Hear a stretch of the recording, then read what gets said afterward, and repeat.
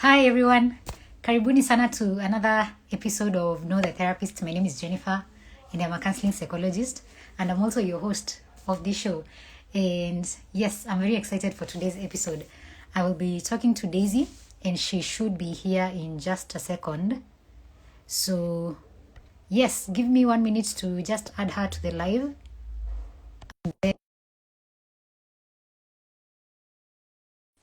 She's joining right now. Daisy is joining right now. Uh-huh. Yes, there she is. Yes. Hi, Daisy. Hi, how are you?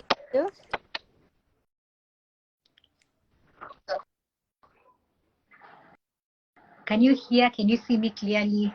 Yes. Because I can hear and see you clearly as well. Ah, nice. I can see you really well, and I can Ah, also hear you clearly. Yeah. fantastic, fantastic. Welcome to Know the Therapist. I am Thank you. very, very excited to have you here. This is the show where we talk to mental health professionals, and they tell us how they do their work, why they do the kind of work they do, and yeah, that's what we'll be discussing today. I'm very excited to have you here. So even as people join, they will get started because this is a recorded live. They'll catch us wherever they find us. So I think we should just get started with it. So how has your day been? As you introduce yourselves, how's your day been? How's your week been? How are you doing today? Tell me all that stuff. Okay. First, I'd like to congratulate you, Jennifer, for this wonderful initiative. You're creating a platform for therapists to get their clients and for their clients to meet their therapist. This is a wonderful initiative. Thank you for inviting me to join you in this journey. I'm really glad to be here. My day has been amazing. I've had a client online sessions, a few online sessions, but it has been an amazing day. Yes. I don't know if I should go on and introduce myself. Yes, yes. Yes, tell us who Daisy is. Tell us all your names, what you do. You're a counseling psychologist, I know. Yeah. Maybe the audience might not know what counseling psychologists do. So you can tell us a bit about the kind of work you do and how Mm-hmm. long you've been doing it, and maybe what training you have, what background you have. Oh, okay. So my name is Daisy Khaindi Simiyu. I have I've said Khaindi because you have to say it with the KH. Khaindi. Okay. I'm a counseling psychologist. I'm trained and licensed. I have done a bachelor's degree in counseling psychology. So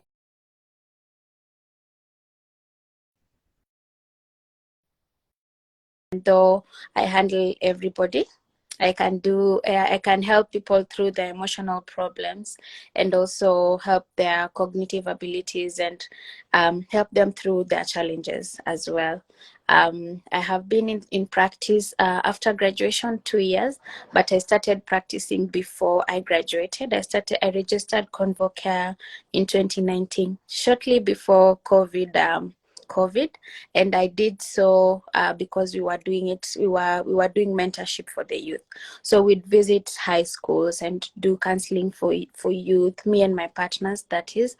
And it was a wonderful period. It made me realize myself and my potential. And so getting into private practice, I was employed first.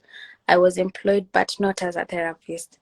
I was a church administrator in a church in Nairobi. And to say it was really challenging for me because I felt like I was not in my path. I was not doing what I wanted to do. So I actually quit my employment and got into private practice. Yes. But doing so, I was lucky that my very first client was a radio anchor. So before I actually quit my job, she gave me a shout out in Adele Onyango's show.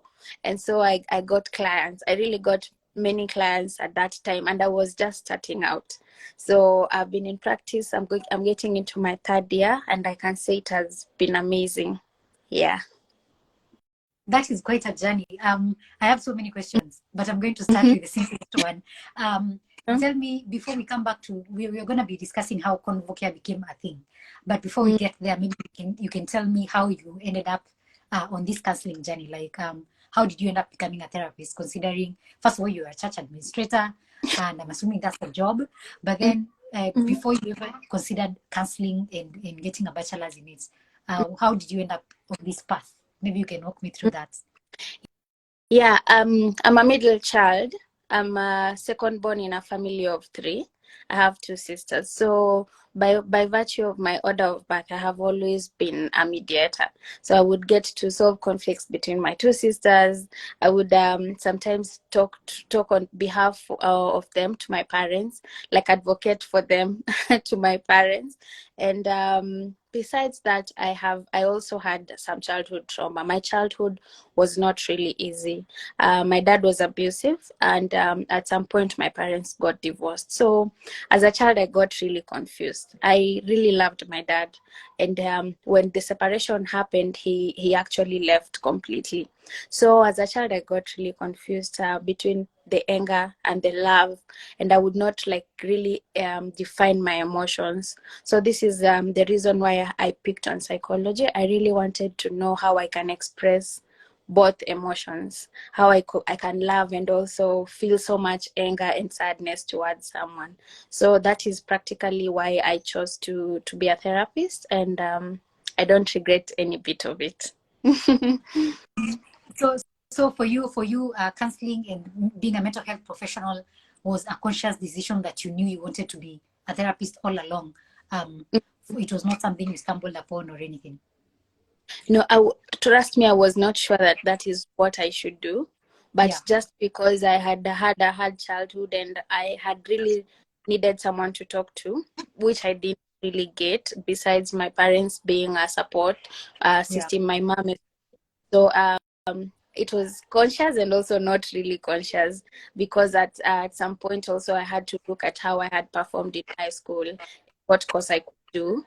So I chose it with 2, because I didn't have anything else to do also, and also because I wanted to see what it is really to have someone you can talk to.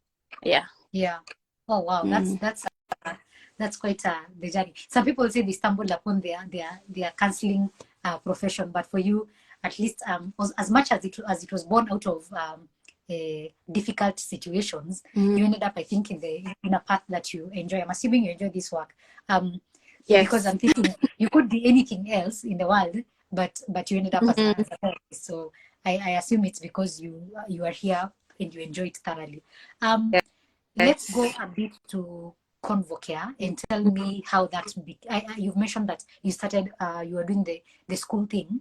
How did you come up with the idea of starting the entire program, the organization? It's a business, yeah. How did you come up with the idea of starting a private practice? What did you know about private practices? How did you go about it?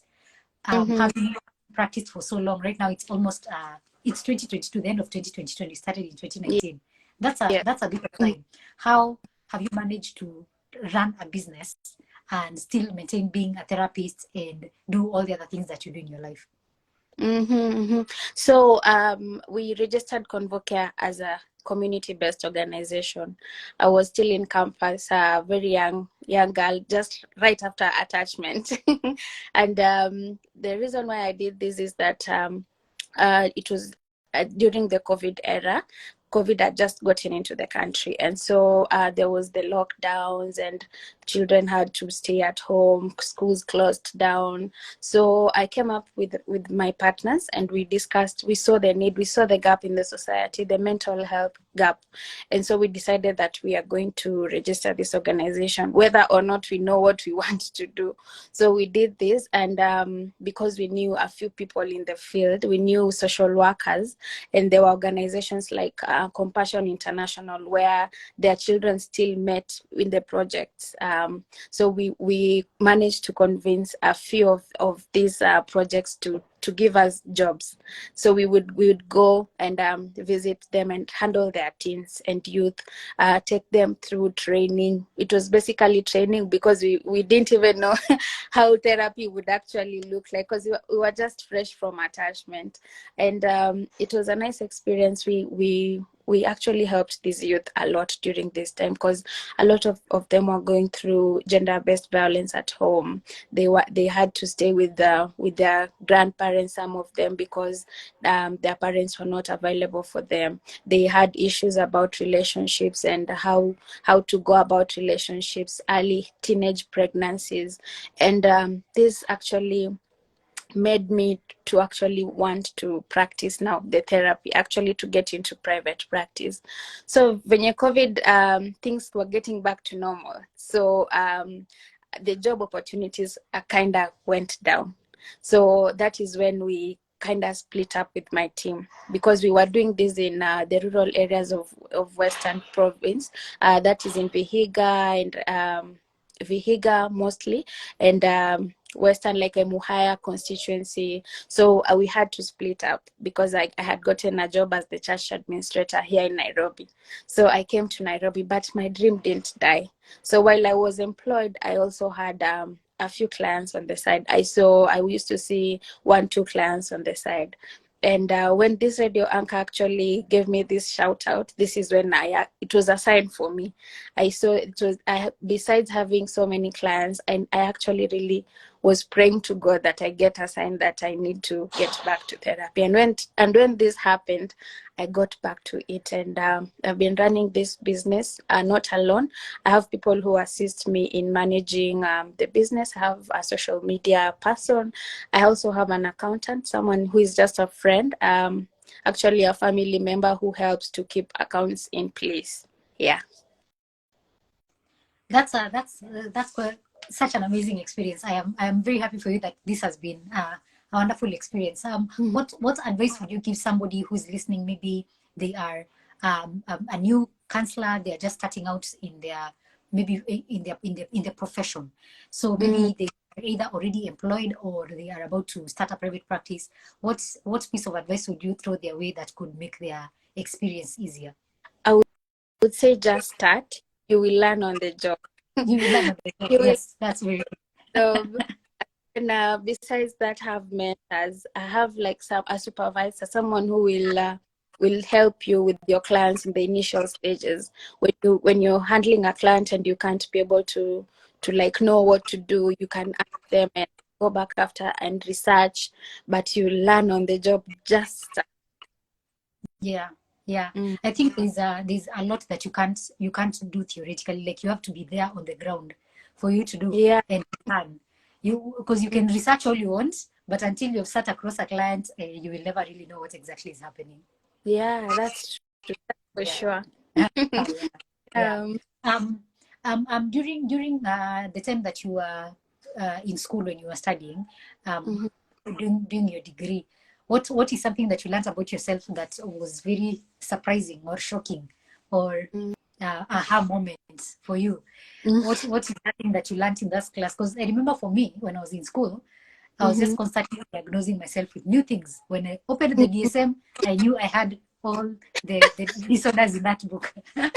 So I don't know what for you it was that you found that was surprising, something that opened your eyes, something that anything that made a aha moment for you during your study about yourself. What was that? I discovered myself a lot in campus. Honestly, besides me studying psychology, also individual, I discovered myself, because besides learning, I was also trying to fit in with my friends and getting to have my identity. So at this time, I was also trying relationships, and basically I was in very abusive relationships, and I because we were studying it, I had not really actually noticed that I am attracting these people because of what I have been through as a person. So when I discovered this, when we did attachment styles, I started now looking at my relationships with an inner eye.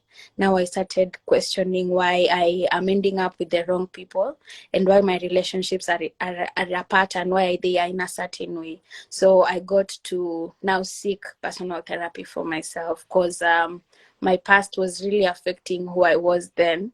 And so this was my biggest aha moment, that your childhood trauma can affect your relationships and even the people that you're with, not by chance that you're with an abusive person. Yeah. Yeah, I think that is very, most people underestimate just how much our experiences can affect the people we become. And I'm glad you found out, at least in the safety of counseling class, where we offer each other a lot of supports. I believe that is an experience that most counselors have had, being in a counseling.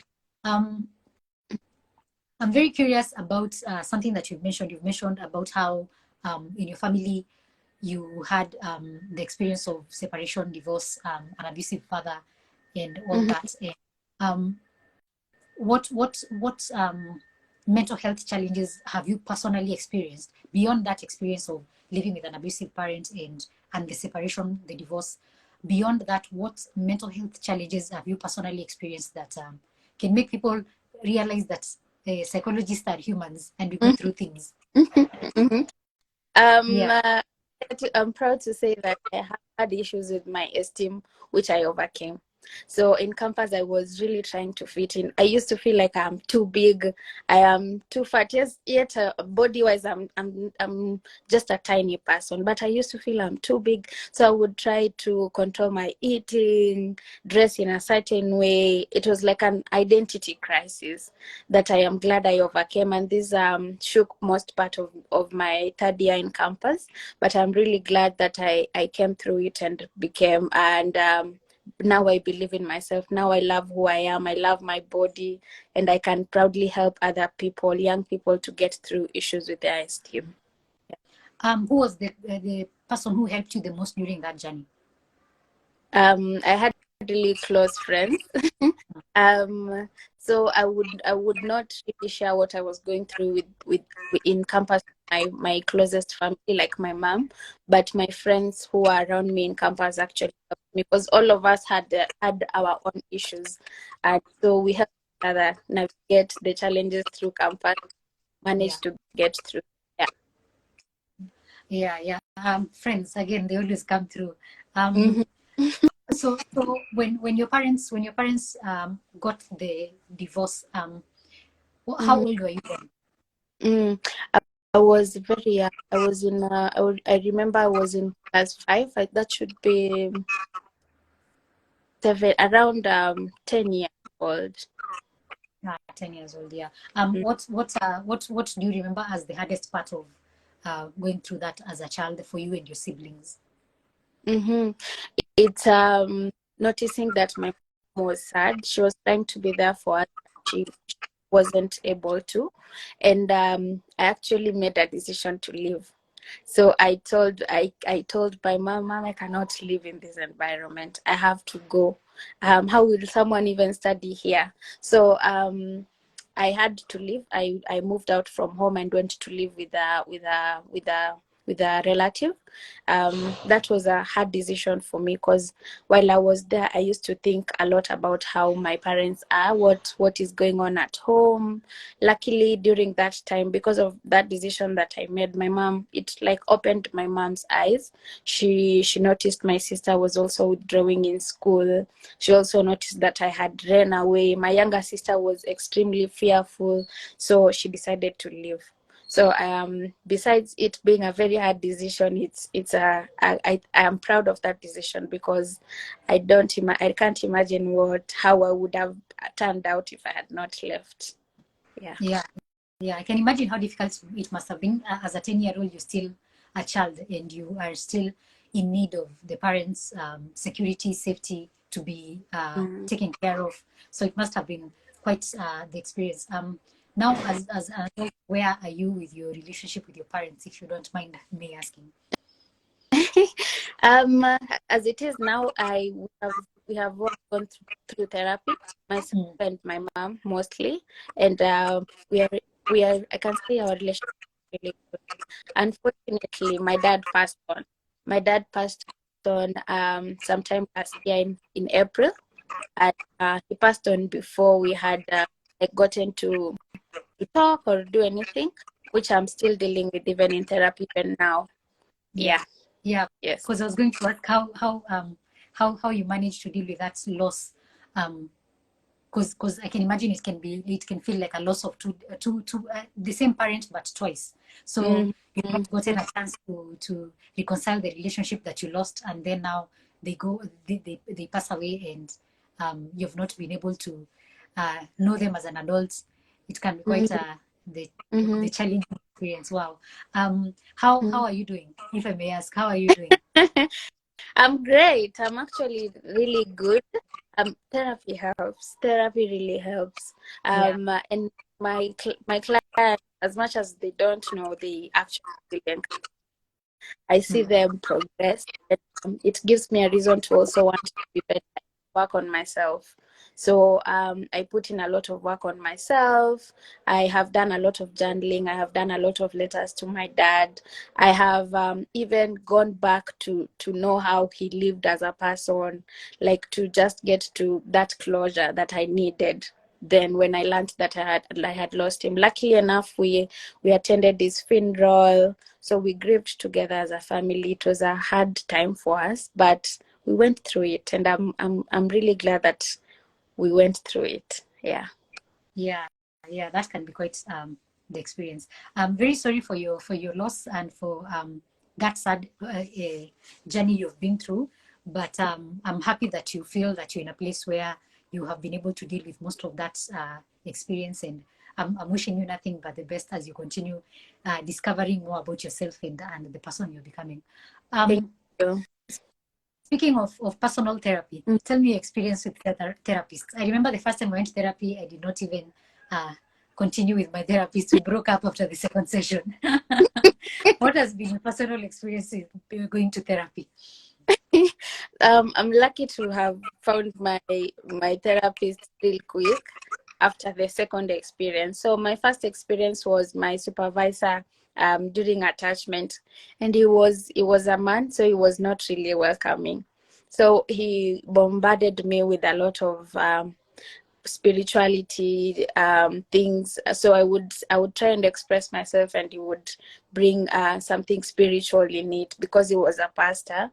I'm also very religious. I believe in God, but in therapy I knew that was not what was supposed to happen, so it was ish for me. Yeah. And this second one that you got, the experience has been amazing. Yeah.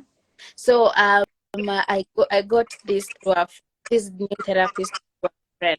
So she was telling me how she had went through a hard break, and how it was hard for her.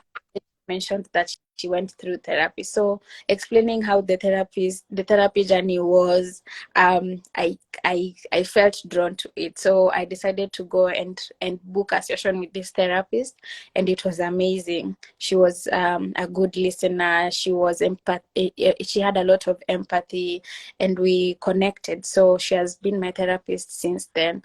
I can text her at any time and she responds.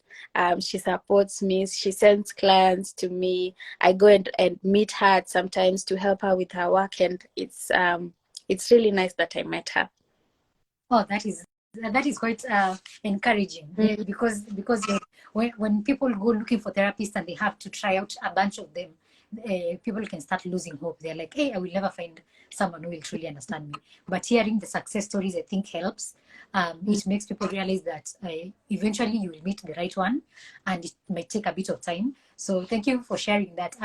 What have you learned from your experience with both of these therapists that for you feel is something that makes a good therapist? So having gone through that one therapist and then having gone through this other one, what are some things you've picked out that you believe make a therapist a good one?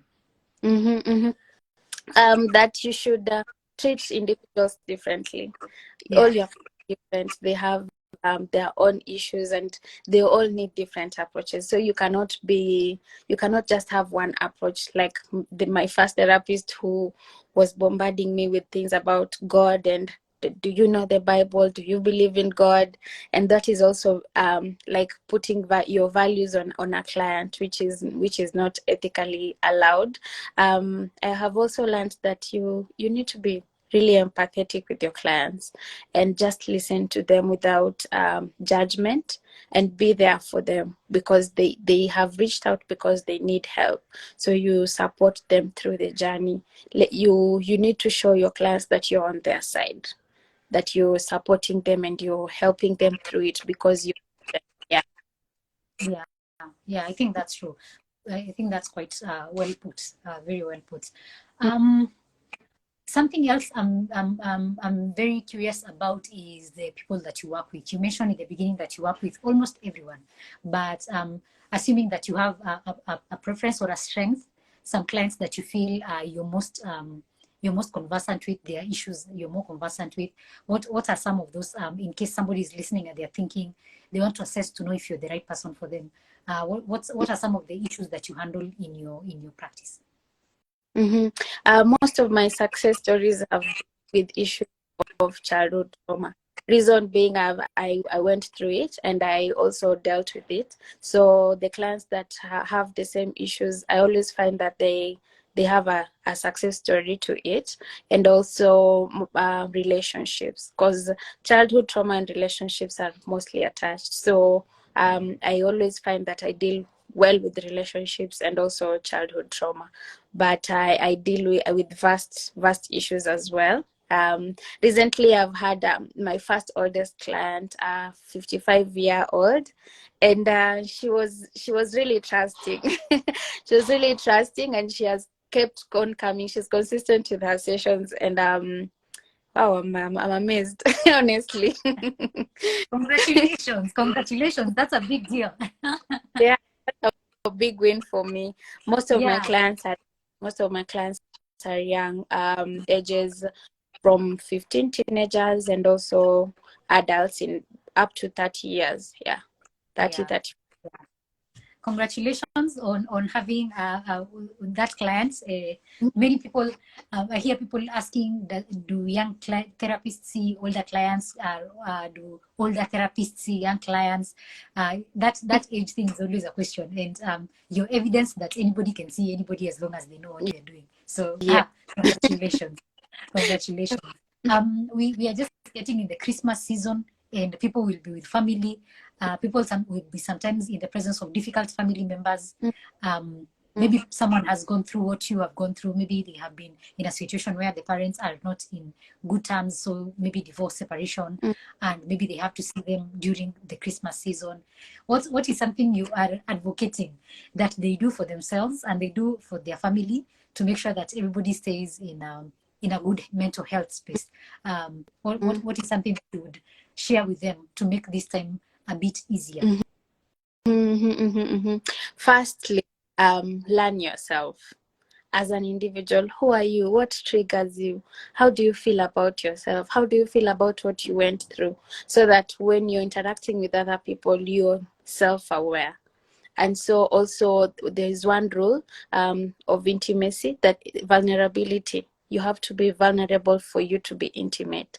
So in case you want to have a closer relationship with your family members, learn to be vulnerable with them. To communicate, talk about what hurts, talk about what is good, talk about what is bad.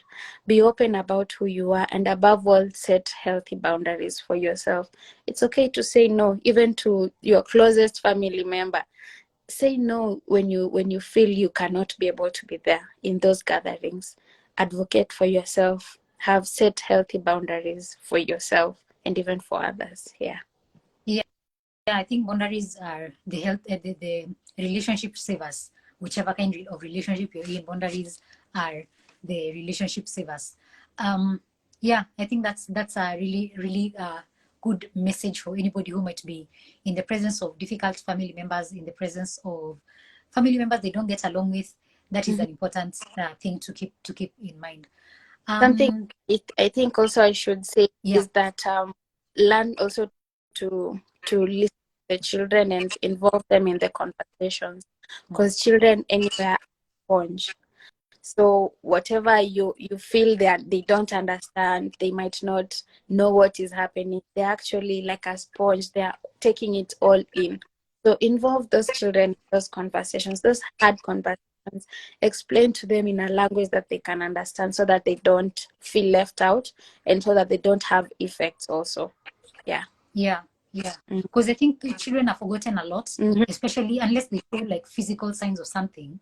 Most of the time, children are forgotten. Yeah. In the emotional worlds are very forgotten because again, some parents don't feel like they're equipped to have those difficult conversations with a child. They don't know where to start. So I think that's also quite an important thing to keep in mind. When you are studying to become a counselor and you finished your studies and you started practicing, there's this thing where in the class you have learned a lot, you know a lot of things, but then you arrive on the ground and you sit with your first client or you have your first session and all those things, and things become real very fast. What was your typical ground in a different moment that either shocked you or surprised you, that you learned in class, yes, but when you came to apply it, the world looked very different? What was that for you? Well, okay. So our lecturers kept warning us that you'd get triggered in the field, that you have to seek personal therapy before you start practicing. But mimi ni nani, I got into therapy without seeking personal therapy first, actually, before getting to deal with my issues, because I had started and then stopped. So I had not gotten to a point where I had dealt well.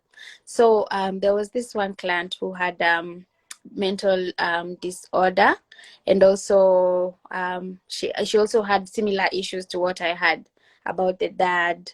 So I just went for the session, helped her through it. So on my way back home, I was really triggered. I was anxious and completely out of myself to a point I felt like, well, this is really hard. So at that point, I really didn't know how to place it. I didn't know if I was triggered until that was now where I noticed I really need to be on therapy, and I began therapy. So I got into therapy, and it helped me process. I noticed that I was actually triggered, that feeling was just my body showing that I was triggered. Yeah. I think that is a learning moment for all of us. As a person who highly advocates for therapists to seek therapy, I really understand what you're speaking about. Luckily, I think in my experience, you are not really allowed to see a client before you're going for therapy. So at least in my experience, I didn't get to do that. But I can only imagine how it was, because I remember when I first saw my the first child I saw in therapy, under 18, I was completely defeated. I didn't know what I was supposed to be doing, and I burnt out.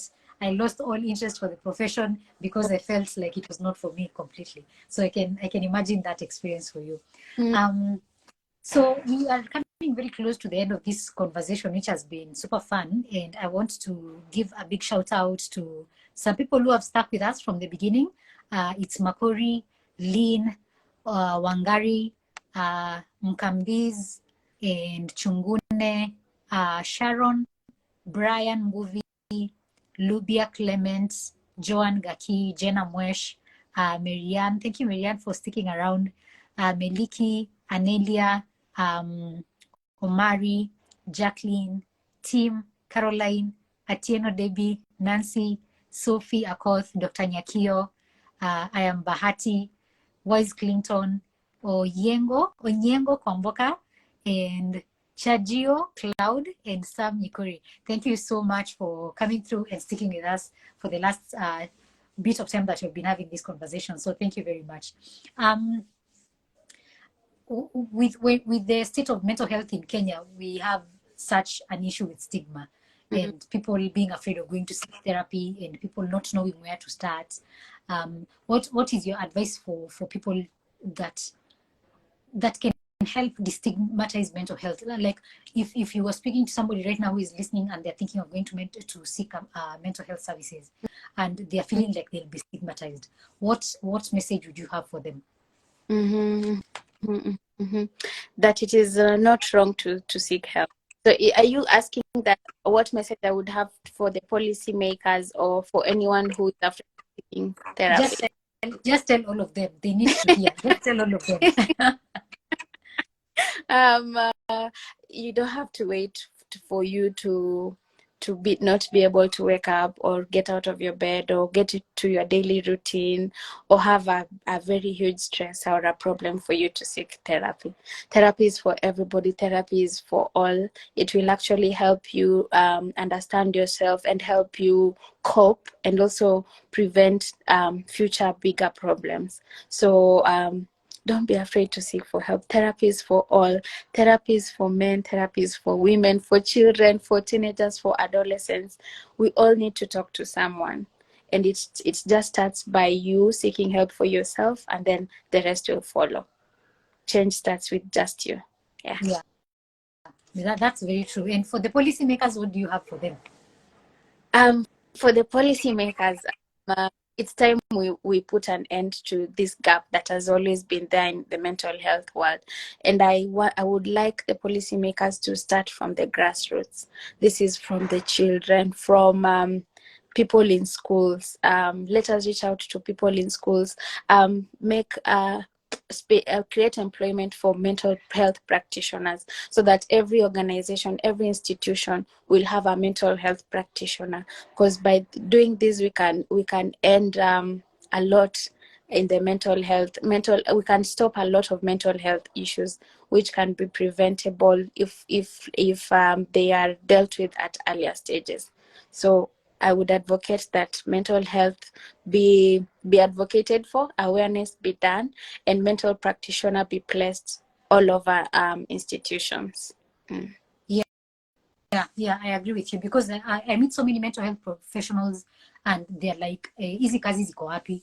And everybody is telling them, can you offer me services? But then people don't know where to find the therapists. And when they find them, they don't know how to deal with them. Therapists don't know where to start because there's no employment. And there's a huge gap. And I think that's an important thing that you're saying, that we need to do more. We need to do better, because we know that there's a need. Yeah. And we know the therapists are there. So we definitely need to do better.